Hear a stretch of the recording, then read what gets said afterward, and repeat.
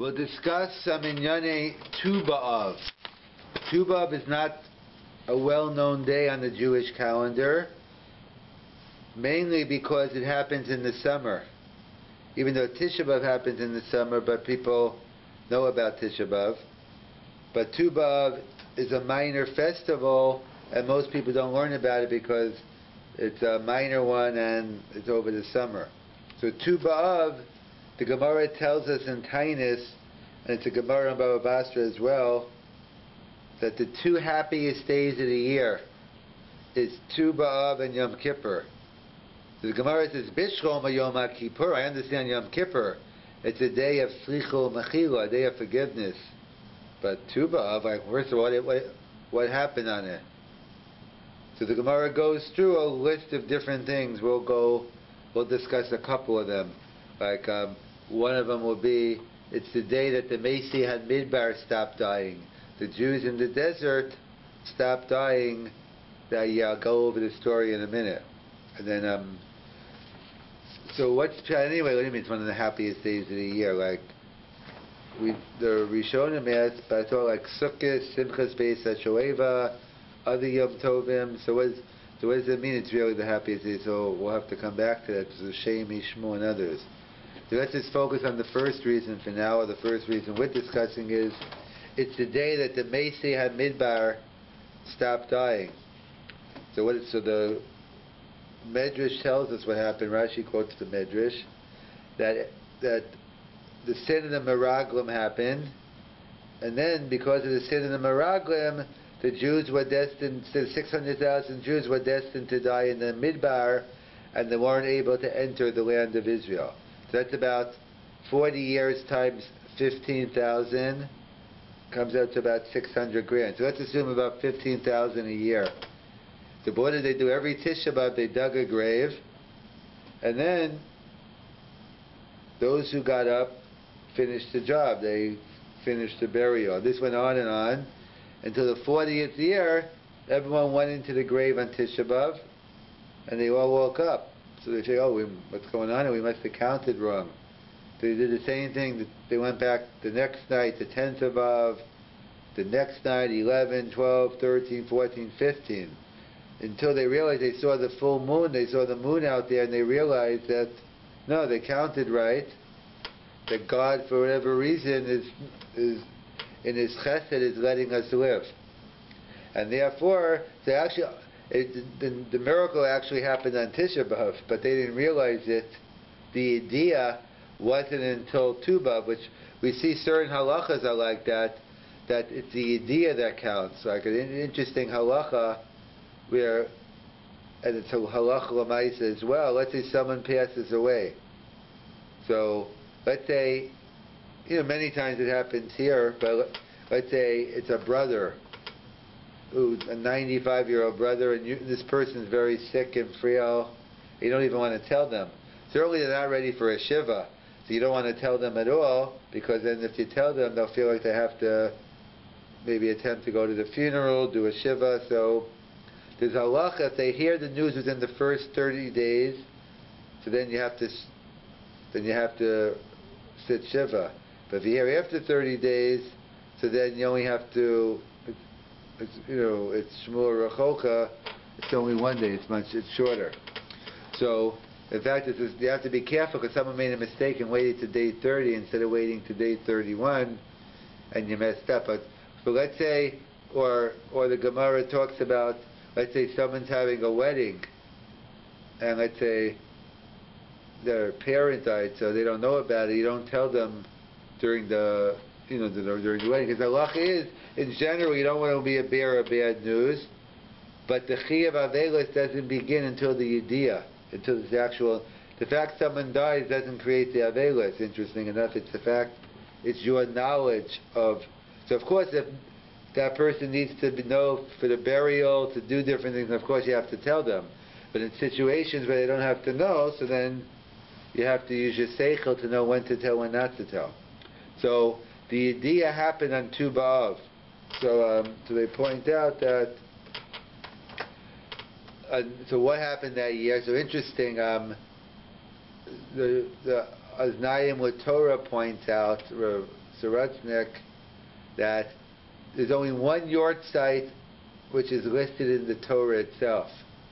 But the Torah actually tells me the month and the day when this person died. And it's Aaron HaKohen. They say he died Rosh Chodesh Av, the first day of the 5th month, which is Rosh Chodesh Av. So the Oznayim with Torah asked, how come they don't see, before I think it was Parshas Chukas, they talk about the death of Aaron, go into all the details. And all of a sudden, I think at the end of Matos or Maseh, they tell us about the death of Aaron. So why is it waited till later on? Just tell us all at one time. So there's a concept of Misas Sadikim Mechaper. There's a concept when the death of the righteous atone for people's sins, at least for that year. So what the Zohar Torah points out, you know why the Jews were saved that year? Because Rosh Chodesh of Aaron died, so Misas Sadikim, those 15,000 were saved in the merit of Aaron. So, but we only knew that after the fact. You couldn't write that before it happened. So after that, so that's why they saved it. They wrote it later on in the Torah after the event happened, so to speak, even though he mukta mukha Torah, to show it. But the point being is, that's why he mentioned it later. So we see that because the Jews stopped dying in the Midbar, that warrants quasi yontiv. In fact, Vilna Gaon points out, where else do we have another holiday? We are not that anything positive happened. I would say that, but over here, where do we see that merely tragedy and suffering ending is reason enough to make a quasi yontiv? So the Rama calls Lag BaOmer a mixas yontiv, a partial holiday, and he doesn't tell us. And the Vilna Gaon on the bottom of the Shulchan Aruch writes, Ayin Gemarin Tainith. He refers us to the Gemara by Tu B'Av. So where do we find it? By the Mesiah Midbar. That we say that it wasn't any, the fact that the Jews in the Midbar stopped dying, it was a relief rally. But finally, when you're getting all the bad news in the market, all of a sudden the bad news stops, so nothing, anything good happened. But if they figure it can't get any worse, and then you get a dead cat bounce or whatever you get. So over here you have like a relief rally. So we see from the Mesiah Midbar that that the fact that the tragedy ended, that was enough. So too here by Lag BaOmer. Perhaps we could compare them or not. At least perhaps maybe it's not the fact that we're celebrating that those people didn't die. It was celebrating the fact now that the Jews are about to enter the land of Israel. We're waiting for this time.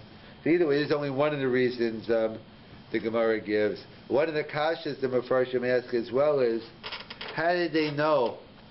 Like it was the 15th of Av, the 9th of Av, like, how did they tell? So, how do we know when Rosh Chodesh is today? We take out a calendar and look.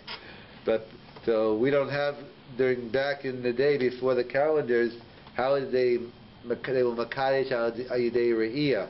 You go Makadesh Shemun al Yidei Cheshbon, like we have. Or they used to do, when they saw, they went to Basin, right? So when the Jews were traveling in the Midbar, there was still a time when they were Makadesh al to seeing it. So the Mefarshim asked, like, what do you mean? Last I checked, there were three things that followed the Jews around in the Midbar.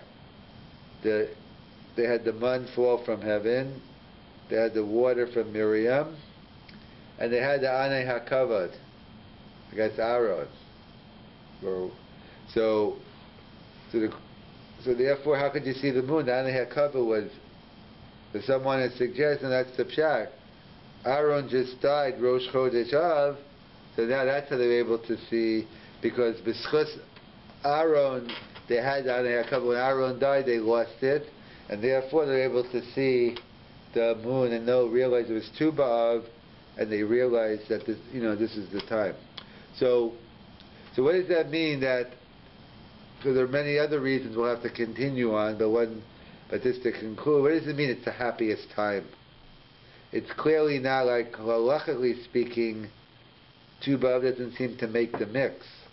Like there are a lot of biblical yontovs, like okay, Yom Kippur, but Sukkot, Man Simchaseno, Simchas Beit HaShoeva, the whole work. So the Shem Ishmu points out and others that no, because as we spoke about many times, the power of contrast, that as much as we appreciate eyesight, but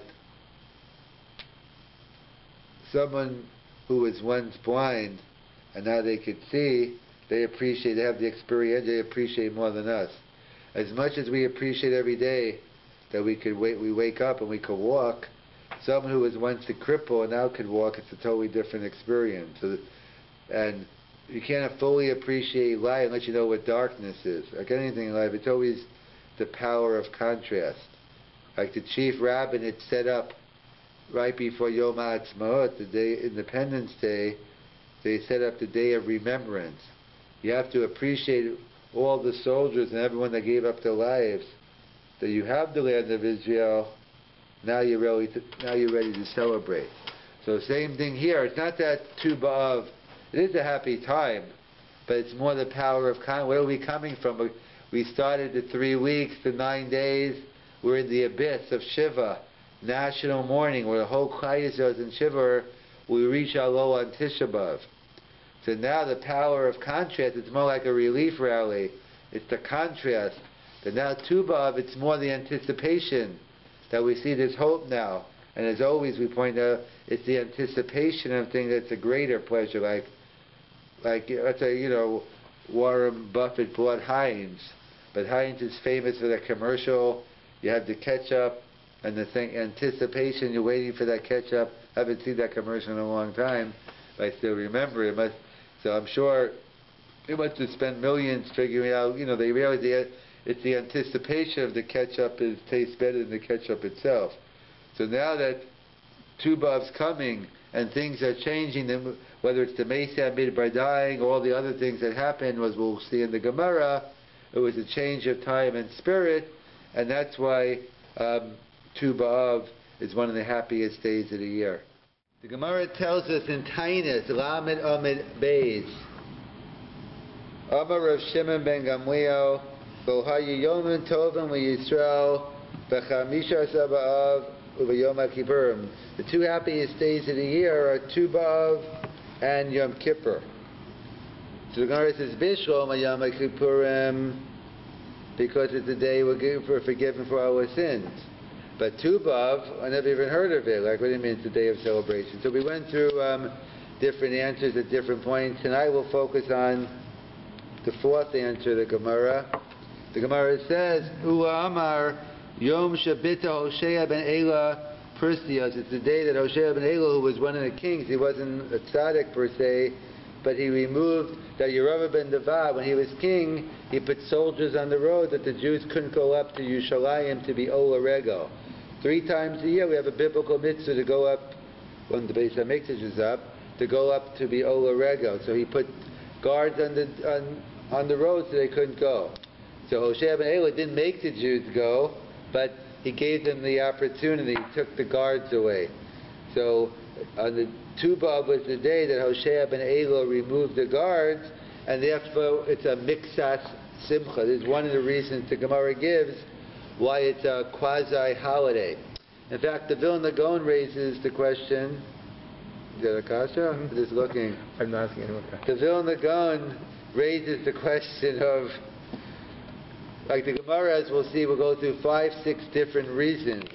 Is each reason on its own merit a quasi-yontiv, or it's a combination of all of them together? It would be, but we see from the Gra, by Lag BaOmer, he seems to say each one independently works, because when the Ramah quotes Miksas Yontiv for Lag BaOmer, the Vilna Gaon quotes this Gemara about it's the day that the Mesa Midbar stopped dying. So we see, even though one of these reasons is enough to warrant a celebration. So some contemporary poskim want to bring a proof to Yom Yerushalayim, to Jerusalem Day from this Gemara. If mere access to Yerushalayim was a day of a Mixas Yantiv, a Quasi Yantiv, how much more so we had access to 1967 when we took over Yerushalayim, and not just Yerushalayim, the Kota HaMaravi, the holiest place we have today, how much more so should be a day of celebration. Some want to point out, technically speaking, maybe you can make a distinction between the two, is because the Gemara over there is talking about the Beis HaMikdash. Here we only have Yerushalayim, which touches on the shaila of that the issue of Kriya on Yerushalayim. There's a Minig Yisrael, when one sees the Kota HaMaravi, some say the first time ever, but the simple explanation according to most is every time you see it, after a 30-day period. If you're there and you constantly go every day, you only have to do it the first time.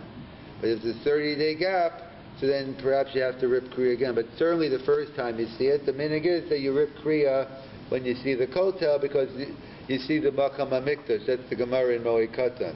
The Gemara also says you rip Kriya when you see Yerushalayim B'Chorbano. The Gemara as well says in Moed Katan that when you see Yerushalayim in destruction, you also rip Kriya. So the shaila is, so post 1967, when we took over Yerushalayim, and it's much more b'binyano now than it was then, does the halacha of Kriya still apply?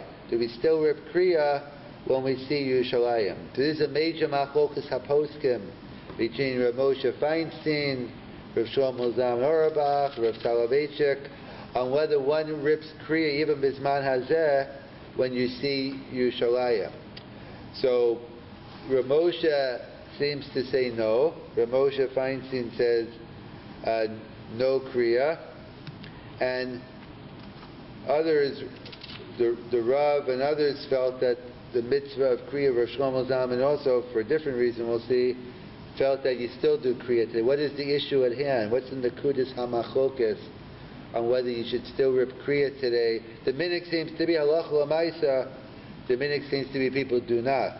But what is the issue on whether you should or not? So that's what Rav Moshe explains, Rav Soloveitchik explains, is where does Yerushalayim get its kedusha from? Why is it Yerushalayim? Where's the special character of Yerushalayim? Is it because that it's the capital of Eretz Yisrael, because of a national reason? That the fact that the Jews are in control of Yerushalayim? Or no, it's nothing to do with that. It has to do with its proximity to the Makam HaMikdash, as the Mishnah tells us in the 4th parak of Rosh Hashanah, that in the Mikdash HaYutokin, in the Beis HaMikdash, even on Shabbos, they used to blow shofar on Rosh Hashanah. When Rosh Hashanah falls on Shabbos, they used to blow the shofar. But Mikdash HaYutokin of Alova Medina. So what does it mean, B'mikdash Medina? So the way the Rambam learns the Gemara is, B'mikdash includes Yerushalayim Yaratika. It applies to the old city of Yerushalayim, with the walls, the old city. The new Yerushalayim is in Yerushalayim. We call it colloquially Yerushalayim, but when we talk about Yerushalayim in halacha, it means the part surrounded by the walled city. So the Rambam clearly learns Yerushalayim is still considered the Mikdash, and that seems to be the view of Rav Soloveitchik, working with the Rambam and others, that Yerushalayim gets its kedusha from being close to the Makam HaMikdash, and if there's no Makam HaMikdash, if the Beis HaMikdash isn't up, so Yerushalayim also is considered B'Charbano. Rav Moshe everyone agrees to that for the Kotel, but Rav Moshe seems to say for Yerushalayim that it's not just proximity, it's the fact that if Yerushalayim's taken under Jewish control, that's enough. The minig seems to be that we do not rip Kriya on seeing Yerushalayim, but either, to some say, when you rip Kriya on the Kotel, you should have in mind that it goes on Yerushalayim. And even though why are we lenient? Because perhaps one could suggest the reason why we're lenient by Kriya is because we have halacha. The Ramban tells us in Torah Sa'adam, his book on Avelis, halacha kedivrei hameko ba'avelis. We have a general principle when it comes to laws of mourning, we go with the lenient opinion. So perhaps halacha divrei hameko, it's a machlokas whether you do Kriya, so we go with the lenient opinion. However, it's a little difficult. Because why? Because the Gemara in Moed Katan explicitly excludes Kriya from this halacha. The Gemara says halacha kedivrei hameichel ba'avelis, but the Gemara says Kriya l'chud ba'avelis l'chud. There's a mitzvah that after you hear that really the halacha is b'shas meso. If you're there and you see the person die, really that's the strict halacha. Me'ikra din, you rip Kriya. Only Karava? Yeah, Karov. But you know, and we'll see Yerushalayim also. But that's the halacha of a Karov. Of a V'ima, however, that's the halacha. You're supposed to rip immediately. However, the minig is because since we feel you're not in the proper frame of mind, you're not going to know what to do properly. You won't know. Therefore, the minig is we wait for the funeral. But strictly speaking, Mikra Adin, you're supposed to rip b'shas mei. You know, even if it's someone else. You know, if someone dies in front of you, you rip Kriya. So the Gemara says Kriya is a separate halacha. We don't view Kriya like Avelis. So someone say maybe perhaps Kriya is Daraisa. We don't pass against Daraisa. There are other reasons given. So so how do we help? Halacha Kedivra Mecha doesn't seem to help here. So how come if it's a Machlokes Rishalayim, why do we make? Or maybe because we pass like the other opinion. But perhaps maybe because when do we say that we're machma by Kriya? That's if I know you definitely have a chi of Kriya. I'm a supik if you have to do it. Everyone knows you chayav in Kriya. The issue is maybe what beggar to do or under what situation. But here, the whole essence of Kriya is in doubt. We don't even know if you're chayav in Kriya. So therefore, if the whole issue of Kriya is in doubt, so then we could be mekel by there. So this issue by Kriya on Yerushalayim is the same issue of Nachem on Tisha B'Av. That's also the similar shayla the poskim discussed. We said on Mincha on Tisha B'Av, that's our minig. It's a discuss, you know, Yerushalmi, others perhaps said it all three tefillas, but our minig is just to say Nachem and Minchas. That was the same question in 19 post 67. Nachem talks about Yerushalayim is becharbano, becharava, desolate. So how could we say it today? So that's a whole discussion in the poskim. Some say take it out, you can't say it. That's not the normative opinion. Others say we can't. How can we take it out? Anshe Knesset Gedola. Maybe we could change it. Maybe tinker with it because there are different texts of Nachem. Maybe we say L'Sha'avar, change it to the past. Shahaya, there was Chareva. Avadi Yosef goes crazy. We can't touch it at all. Anshe Knesset Gedola. That's Rav Soloveitchik's opinion. What? I couldn't find it in the Siddur on Tisha B'Av. What, Nachem? Yeah, it's used in Ashkenaz.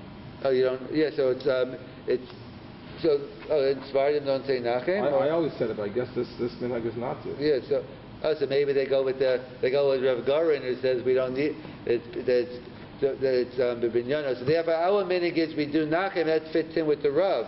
The Rav is L'Shitason that Yerushalayim Yara Kodesh only gets its kedusha from being near the Makom HaMikdash, and since we don't have the Beis HaMikdash, we're still considered Becharbano. So too, Yerushalayim is Becharbano. So the Rav is consistent with his view. He says, no, it's Nachem Zin, and there's also Kriya on Yerushalayim, even though we don't do Kriya, but the Kasha is on Rav Moshe. Rav Moshe agrees when it comes to Nachem that you still say Nachem, implying that it's Becharbano. Yet when it comes to Kriya, Rav Moshe says, no Kriya. So either you have to make a distinction between the Chi of Kriya versus the Chi of Nachem. That when it came to Nachem, that's touching the structure of Tefillah. Anshe Knesset Gedola, it's a much more serious matter. So Rav Moshe didn't go that far in terms of by Kriya already. We have halacha Kedivrei Meiko by Kriya. So others want to give different distinctions in terms of why, perhaps the difference the Rav Moshe makes. But that seems to be the standard halacha seems to be no Kriya on Yerushalayim, but that could be because this is Sveika Dedina. And yes, we do continue saying Nachem on Tisha B'Av. It seems to revolve around the same issue of whether Yerushalayim post 67, even though physically it's Bivinyano, but since there's no Beis HaMikdash, so it's still considered B'charbona. That's why that even though that when they were Ola Rego, they were going to Yerushalayim, it was Beis HaMikdash. So nevertheless, we see that Tu B'Av, that Hoshea ben Elah are just removing the guards from the road, that to give us the opportunity. That's why they had tinus on him. He didn't force the Jews to go. He just said, if you want to go, go. If not, go worship Avodah Zarah. But we see from the mere fact of access to Yerushalayim Yer HaKodesh and the Beis HaMikdash, that's a reason to celebrate, and that's one of the reasons that we have for celebrating Tu B'Av, besides the reason we discussed before of Mesi HaMidbar Sabtai, and we'll have to continue with some other reasons the Gemara gives for celebrating Tu B'Av. The Gemara tells us in Tainus on Daf Lamed Amud Beis, Amar Rav Shimon ben Gamliel, V'ohayu Yomim Tovim LeYisrael B'chamisha Asar B'Av U'B'Yom HaKippurim.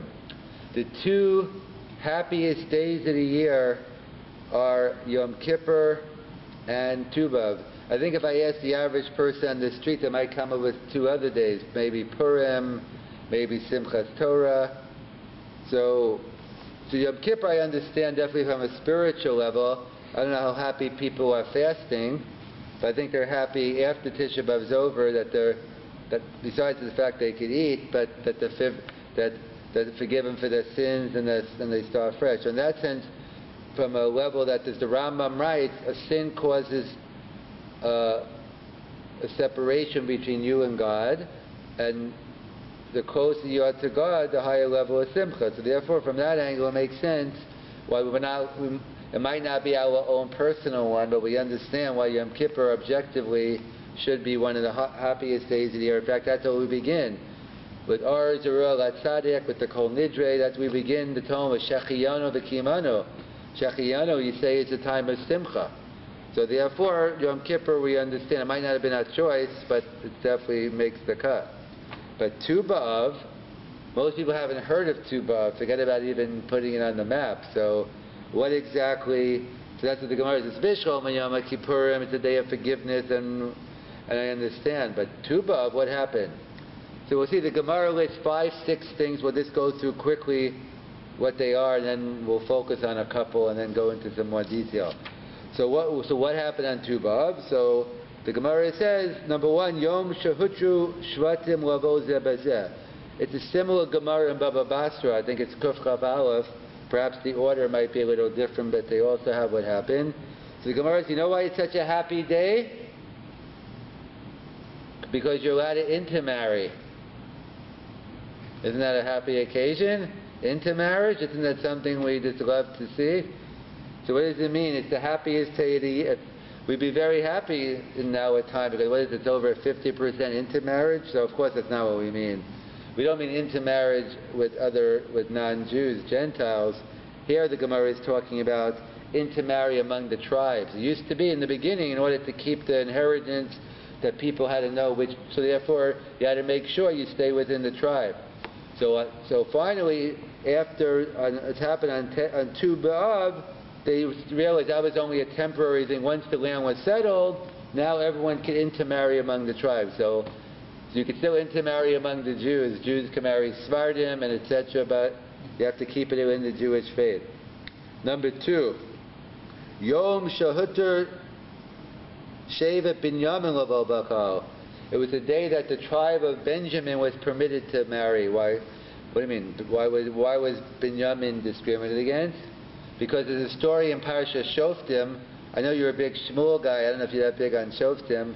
But Pelegish Begiva, there's a story, basically a terrible crime that Shevet Binyamin was involved. And the Jewish people were so steaming that they put them in Cherem. It was so abhorrent and stuff. We want no part of your tribe.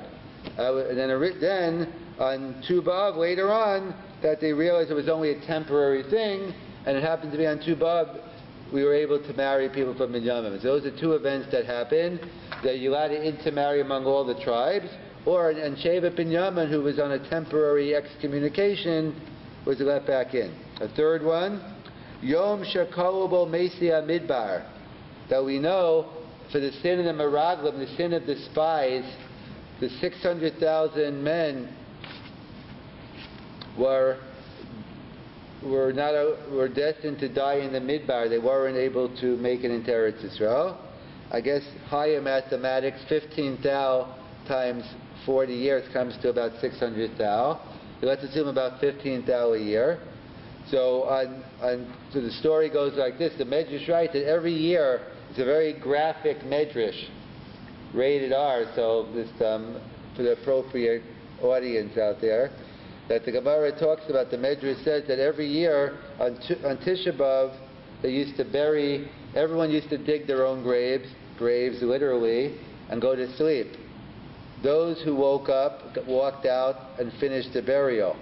And this went on every year for 39 years. The 40th year, there's only 15 days left, and at least from those people who were going to be killed, so they all woke up. Like, oh, we must have made a mistake. We counted wrong. Okay, maybe tomorrow's Tisha B'Av. They did it again. The next day, the next day, the next day, 10th of it, until finally they saw the moon, and they realized it was the 15th. Tue B'Av was the 15th, and they realized that God's having Rachmanis on us this year. We're going to be saved. So it was, even though it actually happened on Tisha B'Av, because that's when they actually saved, but the idea, the knowledge, didn't happen until the 15th. We see many times in halacha, it's interesting, it's the knowledge of something that creates the obligation. I'll give you an example. Avelis, mourning. Let's say there's situations where you don't want the person to know that they lost. You know, it could be in many cases, but it could be you have an elderly brother who's 98, he's sick, and if you tell them, he'll just tilt the scale, that'll be it. Or even not that, he'll want to come travel to wherever, things where it's not appropriate for them to do. So different times where you don't want to tell them. So obviously if it's someone who has to take care of the burial, then obviously you tell someone. But let's say in the situations the Gemara talks about, let's say you're marrying your child and your parent dies, there's no, they say don't tell them, wait till after the wedding, or because until the person knows, there's no chiyuv. And within the first 30 days, if you're here, you still have shiva, but after 30 days, you only need 1 day. It's a shmur rachok. In fact, you have to realize someone made a mistake. They didn't wait. They did on day 30. They told the person, and he had to sit shiva instead of telling him on day 31. But we see the idea a lot of times, the knowledge of it. It's the same thing here. Even though it happened on Tisha B'Av, they didn't realize what happened. They thought it was a mistake. They only realized the chesed of Hashem. That's when we're thankful. In fact, why over here? Because there's only one person in the Torah who the Torah gives us the yortzeit. We are very rare. We have the exact date and month and year of when, at least the date and the month. Who is it? Aaron HaKohen, Rosh Chodesh Av. The Torah tells us the first day of the 5th month, which is Tisha, which was Av. So what's the pshat? So why specifically? So even though his death was spoken about in Parashas Chukas, all of a sudden out of nowhere at the end of Matos Amaseh, they throw in about the death of Aaron, like this day. Why are you telling me now? Tell me before. So the answer is we have a principle, Misa Sadikim Machaper, the death of the righteous atone. So what's the pshat? Why were they zochet the last 15 down not to be killed? So as Nayim what Torah writes, it was kapara because Aaron died and because of Mises, the death of the righteous atoned. So therefore, on the schus of Aaron, they are able to be saved. That's how they point out. Interesting. The Achronim have an interesting question. How did they see the moon? And how do you know it's Rosh Chodesh? Because why? Because we're all familiar with the Jews lived a miraculous occurrence in the Midbar. They had the well, the water from the well, the food from heaven, no Babi Betzies in Shalom Village they didn't have, and they had the clouds of glory covering them. So if they had the clouds of glory, so how could they even see the sky? Because we know the two ways of how were they able to even make Rosh Chodesh, because Rosh Chodesh are two ways of doing it. We do it Ayidei Cheshbon, we open up the calendar and look, it's all taken care of. But originally they had to see the moon, so how did they see it? And how did they know, like, it was Tue B'Av here? So that's what Rabbi, I think it was Shlomo Kuger, or one of the Achronim point out. Interesting, he says, because it was B'schus Aaron that we had the Anei HaKavod, in the merit of Aaron. So when Aaron died, we lost the merit, and the Anei HaKavod went away. And therefore that's how they're able to say it's Tue B'Av.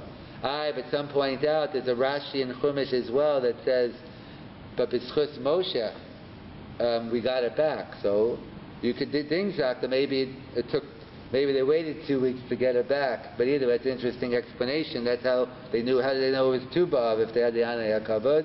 That's what they point out. So that's the third reason we have intermarriage among the tribes, intermarriage with Shevet Binyamin, and the Jews stopped dying. That's number 3. Let's move on to number 4. Yom Shebita Hoshea ben Elah Pristios. It was the day Hoshea ben Elah was one of the Malchei, he was one of the kings of Israel. He was no tzaddik by any stretch, but you don't have to be a tzaddik to do a good thing once in a while.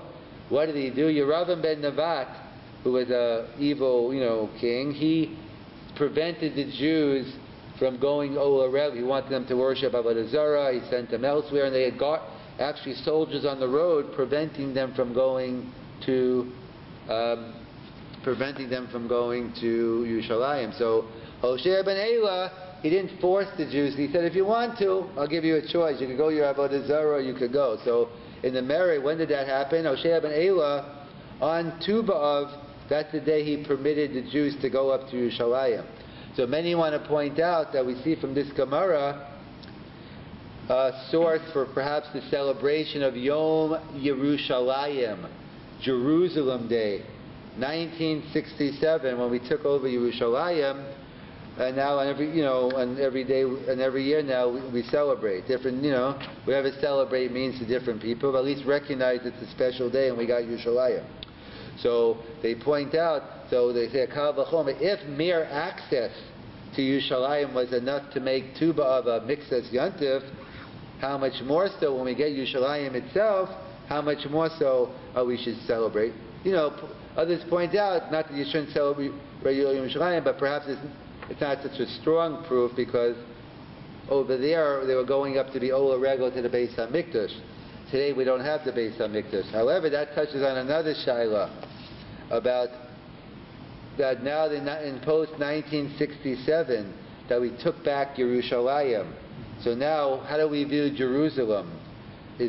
Physically it's built up, and even more, and forget about 2013, book at Yerushalayim. It's clearly one of the beautiful cities now. So how do we view it al pi halacha? Do we view it bibinyano, built up, or we still view it as destroyed? So there's a halacha the Gemara talks about. If you see Yerushalayim bichurbano, you have to rip kriya, like when you lose a loved one, you rip kriya. And there's halacha when you see the kotel, the Temple Mount, you have to rip kriya. So everyone agrees, Bizman Hazeh, the kotel halacha still applies. That's the minig. You go for the first time, and then maybe every 30 days after, if you haven't gone, but definitely the first time, it's always the first time in your life, you rip kriya. So the shaila is, what about Bizman Hazeh? When you look at Yerushalayim, do you still require kriya? So that's a major dispute between Rav Moshe Feinstein and Rav Soloveitchik. Rav Moshe Feinstein says, no, we don't rip kriya on Yerushalayim anymore. And Rav Soloveitchik and others say no. Yes, you still have to. What's the issue? The issue is, what makes Yerushalayim, what's considered Yerushalayim b'binyano? What's considered Yerushalayim built up?